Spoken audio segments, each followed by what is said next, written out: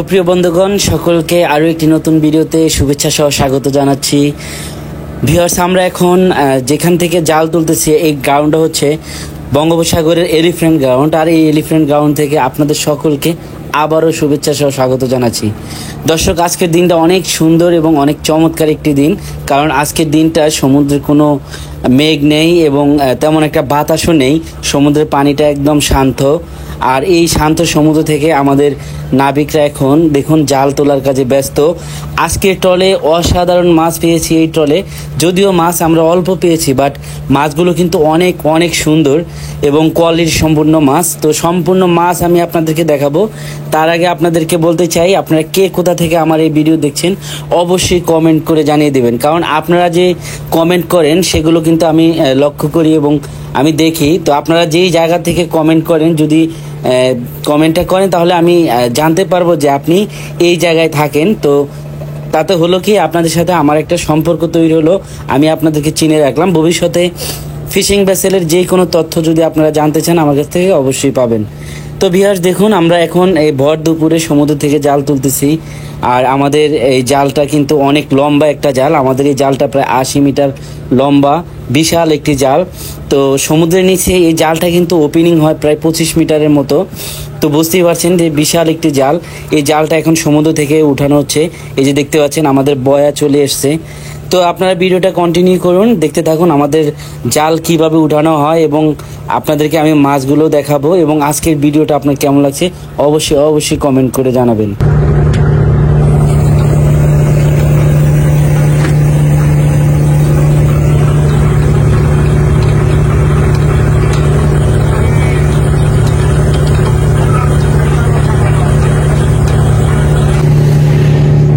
Viewers, ধীরে ধীরে কিন্তু আমাদের জাল উঠানো প্রায় কমপ্লিট। আস্তে আস্তে জালের শেষ প্রান্তে মাছের ব্যাগটা দেখা যাচ্ছে। আর ওই ব্যাগের উপরে অনেকগুলো সামুদ্রিক পাখি, এগুলোকে গাংচিল বলা হয়।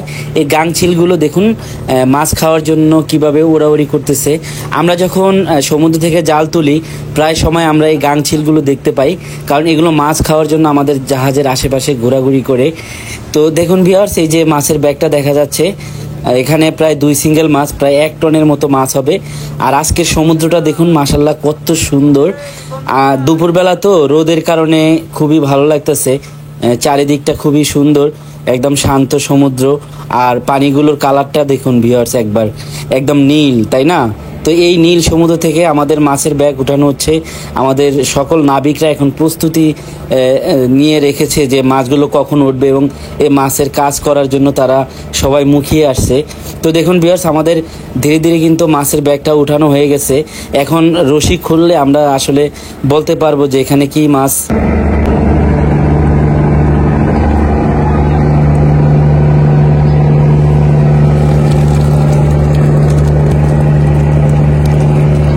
মাশাল্লাহ মাশাল্লাহ, দেখুন ভিউয়ার্স, অনেকগুলো চাপাকুড়ি, তারপরে ব্ল্যাক পমফ্রেট, রিবন ফিশ, তারপরে পোপা মাছ, এরকম হার্টেল, বিভিন্ন প্রজাতির সামুদ্রিক মাছ। ওই যে একটা কাঁকড়াও দেখা যাচ্ছে, আবার কিছু ক্যাটফিশও দেখা যাচ্ছে ভিউয়ার্স। এই যে দেখুন।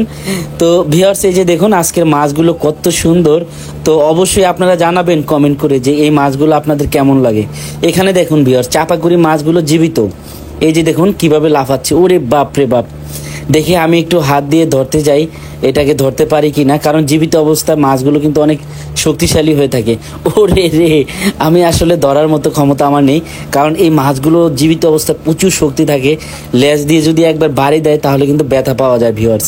তো দেখুন মাছগুলো লাফাচ্ছে, দেখতে কত সুন্দর লাগতেছে। আসলে এটাই, একজন ফিশারম্যান হয়ে আমি আসলে এই দৃশ্যগুলোই সব থেকে বেশি উপভোগ করি, কারণ আমরা যেহেতু মাছ ধরি, তো মাছগুলো যদি এরকম লাফালাফি করে তখন দৃশ্যটা সত্যি অসাধারণ লাগে। তো দেখুন ভিউয়ার্স, আমাদের এই মাছের ভিতরে আরও অনেক চাপাকুড়ি মাছ আছে। এই যে দেখুন, তো অনেকগুলো ছুরি মাছও পেয়েছি মাশাল্লাহ।